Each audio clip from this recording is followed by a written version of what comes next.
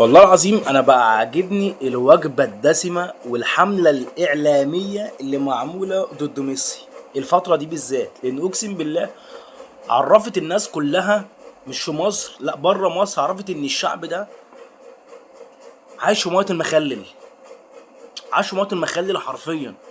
فانا عاجبني قوي ان كره الناس للراجل ده خلى في ناس ما كانتش بتحبه بقت تقتنع وبتحبه. فانت متخيل انك تطلع تذم في حد وتشوه سمعته، لا والناس تحبه اكتر. فدي دي عجيبه الصراحه يعني.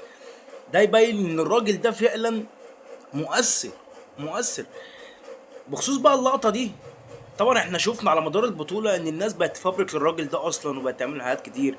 اول حاجه الراجل ده اصلا رقمه 25، في اللقطه دي عمل 23. اللقطه دي بالذات ميسي وش رجله ما جاش ناحيه اللعيب.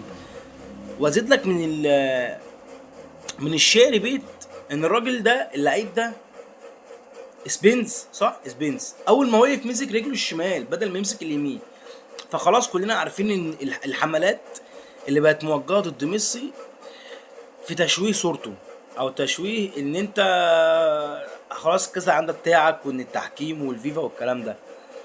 فانا عايز اثبت لك حاجه بس، الراجل ده قبل 2021 الراجل ده كان متخاذ، الراجل ده كان فاش، الراجل ده كان بص اي حاجه وحشه مع منتخب بلاده، لدرجه ان شعب بلده كان هو اللي بيطلع عليه الكلام ده. بعد 21 الراجل ده بقى مدلل للفيفا، الراجل ده بقى حرامي، الراجل ده بقى سارق. فبسم الله ما شاء الله الاعلام المصري والسوشيال ميديا المصريه ما خلتش يعني.